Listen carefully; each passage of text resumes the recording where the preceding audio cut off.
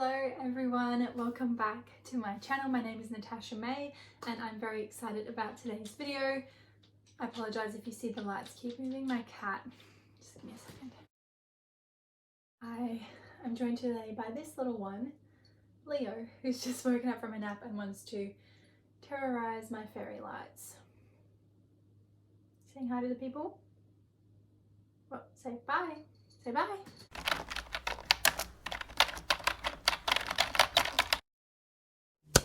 Today I'm going to go through some books that I picked up from a op shop haul. I love getting my books from op shops.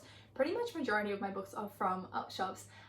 So I'm going to show you what I picked up, why I got them, and they will be added to my TBR list for the year. I think I'm going to stop making TBR lists every month just because it's a little bit disheartening when you don't have the time to get through them and then the next month you're just still on the same list and I have to sit here and explain that I'm still on the same list. So I think what I'll do is this month I'll do my op shop haul video, and then next month I am going to do a TBR list for the entire year, and if I then end up doing book hauls throughout the year I will show you them. But that is my plan, to just show all the books that I'm planning to read in this year and then just do updates as I go on how I'm going with them. So that's my idea, and today we're going to look through what I got from the op shop. If you're in America, they're called thrift stores. We call them op shops here in Australia. So I think I went to 4 different ones and it was a major hit for the book department. I was with my best friend Tori and she got a bunch of different books as well. I think she got actually a book that I have right here.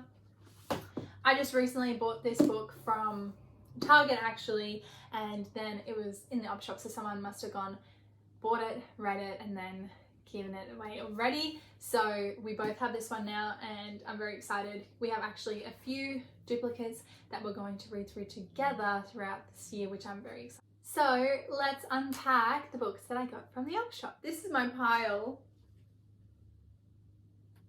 of books that I got from the op shop in one day. It was incredible. I think we have some really amazing readers in my area. I can just always find really good books from the op shops in my area.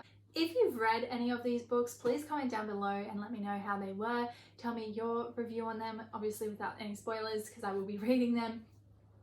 But yeah, I'd love to know if you've read any of these books and what your opinions were on them, so that then I can kind of order them and see which ones I'm very highly keen to get into first. The very first book that I picked up is this one here. It is called Poor Man's Wealth. I'm not really certain what this book is about. I did look it up on Goodreads and it had some really great reviews. A lot of people said that it's one of those tiny little gems where you don't know what you're expecting from it, and then when you're reading it you're like, wow, I want every single person to read this book. Kind of like what I would say Tuesdays with Maury, that I'll put it up here. That book was incredible, and that's kind of one that I just picked up in an op shop, didn't really expect much from it, and is one that I would recommend to everybody to read once at least in their life. So I have a feeling this book is going to be similar. If you've read it, comment down below, let me know what you thought of it. Also, can we just talk about the cover? How stinking cute is this cover? Anyway, this is the next book that I picked up. This book just looked so stinking cute. I mean, look at this cover. Is it not so adorable?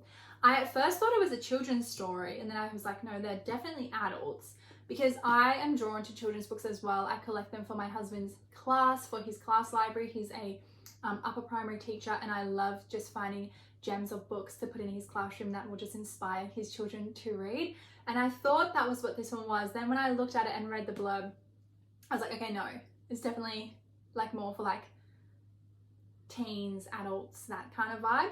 So it's called The Girl, the Dog, and the Writer in Province. I then found out when I looked it up on Goodreads that there's actually The Girl, the Dog, and the Writer in, and then different locations. So I'm not sure if this is the first book or not. If it's not the first book, I think I'm just going to keep it until I can find the first book. It just looks super, super cute. It seems like there's a bit of a mystery, a bit of love, a bit of comedy, all of that good stuff. So I'm very excited to read this one.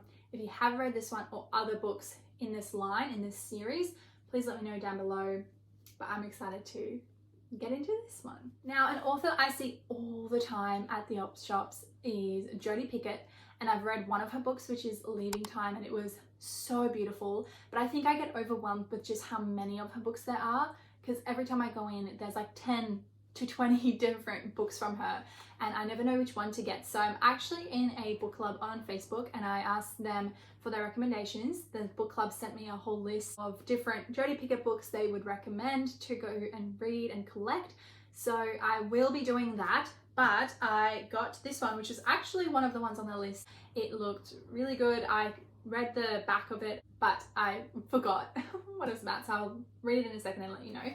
So this one is by Jodi Pickett, and it is called Handle with Care. The storyline of this book is that this mum has this daughter, and this daughter is born with a disability, and then the mum finds out she can actually sue or have a lawsuit against the obstetrician for compensation, because the obstetrician was supposed to tell her that her daughter was going to be born with brittle bone disease, but then she has to tell the court that she would have aborted the baby if she had known the true facts about her pregnancy. I'm very excited for it. It looks like a very thick book. From what I've heard from Jodi Pickett's books is once you start them, you can't put them down, and it was very much like that when I read Leaving Time, so I'm excited to get my hands on this one. If you've read any other Jodi Pickett books you would recommend, please put them down below. I'm starting a big Jodi Pickett list on my phone to collect and get through, so I'm very excited about this one. This next one I almost didn't get. I was tossing up between getting it and not getting it. I wasn't sure if I wanted to leave it for somebody else or to take it. It is by Kate Morton, and it's The Forgotten Garden. It is extremely big, and that's the reason why I almost left it, just because I've just been struggling so much with getting time to read, and I thought, oh, it's going to be another one that's just going to stay on my bookcase, and each time I look at it, I'm not going to want to read it because it is so big. But the storyline seemed really beautiful. When I looked it up on Goodreads, there was a lot of really good reviews on it, so I'm excited to get my hands into this one. It is about this girl. She finds out that her family isn't quite who they said they are, and then she finds out that I think it was her grandmother. Please don't quote me on any of this. This is just going off of my memory. Her grandmother has left her a secret garden where she discovers a lot more about her grandmother that she didn't know before. I think that's the storyline. Well, that's what I gathered from it anyway when I read it. So yeah, I'm excited about this one. It's based in the First World War, and then I think it jumps to 2005. So a little bit of the historical writing, but then also not so long ago, 2005. So yeah, I'm excited about this one. The cover also looked so beautiful. Just really, it shows that like historicalness of it, but then also beautiful modernness of it. So I'm excited about this one. Hopefully I get time to read this in 2022. Hopefully. Next up is Jojo Moyes. I love her books. I read her Me Before You, After You, and Still Me. That series was amazing. I got to read them before watching the movies, which I love to do. If it's an option, I love doing that. This one is Paris for One. The reviews on Goodreads were really good, so I'm very excited about this. I love her writing style, so I'm very certain that I'm going to love this book. I don't really have anything else to say about this one. I didn't read the back of it. The reason why I picked this book was because I love the author. I love her other stories. Sometimes I don't like reading the backs of them and knowing what they're going to be about. Sometimes I like going into a book completely blind. So that's what I'm going to do with this one. So if you do want to know what this book is about though, definitely go and look it up online before you purchase it, but I do not want to know what it's going to be about. I don't know, am I the only one that does that? Comment down below if you have to know what each book is about before you read it. I very much like the suspense and not knowing what's going to happen or what storyline is at all. Some books I do, some books I don't. I don't know, it's a bit weird, but anyway. This is this one and I'm excited about it, so there you go. This next one looked so different to anything I've really been reading. It's called The Disappearing Act by Catherine Stedman.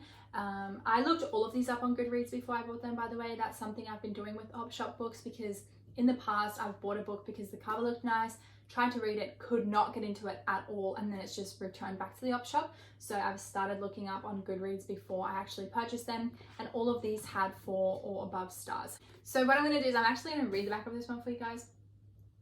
I know I haven't done that for any of the rest of them, but I kind of forgot what it was about and I'm curious. So A woman has gone missing, but did she ever really exist? Mia Elliott has travelled from London to LA for a pilot season. This is her big chance to make it as an actor in Hollywood, and she is ready to do whatever it takes. At an audition, she meets Emily, and what starts as a simple favour takes a dark turn when Emily goes missing and Mia is the last person to see her. Then a woman turns up, claiming to be Emily, but she is nothing like Mia remembers. Why would someone pretend to be Emily? Starting to question her own sanity, she goes on a desperate and dangerous search for answers, knowing something is very, very wrong. In an industry where everything is about creating illusion, how do you know what is real and how much you are willing to risk to find out the truth? So I'm very excited to read this one. It's very different to what I normally read, so I'm excited about that. It is also a New York bestseller, so there you go. Okay, the last two that I have left is the Rosie Project and then the Rosie Effect. So first one that I found was the Rosie Project, and I'd heard a lot about this book, so I was like, okay, I'm going to pick it up. Pretty much about this guy searching for his perfect woman, finds someone completely the opposite, and then falls in love. So a very typical love story. It's very along the lines of what I normally read, so picked this one up. And then later on in a different op shop, I found the Rosie Effect, which just sounds like it is a sequel to the first one. They're now married, they've moved to a new city, and then he hears some big news from Rosie and he gets a little bit scared about it. You can kind of tell what the big news is if you read the back. I'm not going to spoil it though in case you don't want to know. And he has to kind of make a choice whether he's going to, what it looks like here, run away or stay. So yeah, the very last thing is and losing Rosie forever. So this is the second book to the Rosie Effect, so I'm excited about that. I love collecting series from op shops, like when I find the first book and then I like hunt for the second book or the third book, and then I feel so accomplished when I have the whole set collected from different op shops throughout my years of looking. So that was really crazy that I found both of them in one day at different stores. So that was great. I did mention before that I love collecting books for my husband's class. I also love collecting books for our future children. I don't know if that's something weird and if I'm totally exposing myself here, but I like to collect things from my childhood that I used to love that I want for my children. And one of the things that I collect is Eden Blyton's books. So like not too long ago, not from this op shop haul, but from op shops, I collected the Heidi book. It's not from Eden Blyton, but this was a book that I used to be read when I was a little girl. I also used to watch the Heidi. There was like a movie, I'm pretty sure, about it. It was all in Afrikaans.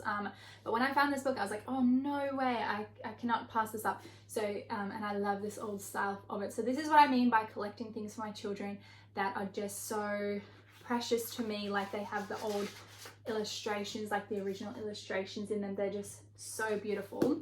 And then the other series from Eden Blyton that I do collect is the Famous 5 and the Secret 7.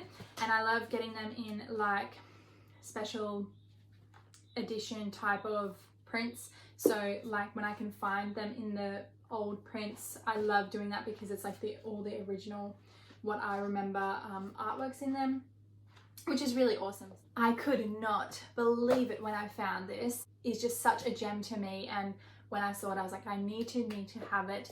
It is a hardcover. I have not seen one of these in all my many years of op shopping, with picture, like the color illustrations, where the entire page, like look how beautiful this is. The whole page is illustrated and just so stunning. So yes, when I found this one, I could not pass it up. I mean, how beautiful is this?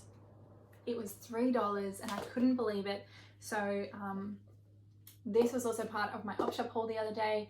I couldn't pass it up, I had to get it. And yeah, let me know if that's something that you do. Do you collect books for future children? Or maybe if you already have children, do you like to collect books that you used to be read to as a child or you used to enjoy as a child? Because I definitely do. It's a big nostalgia walk whenever I see anything like that in the op shops.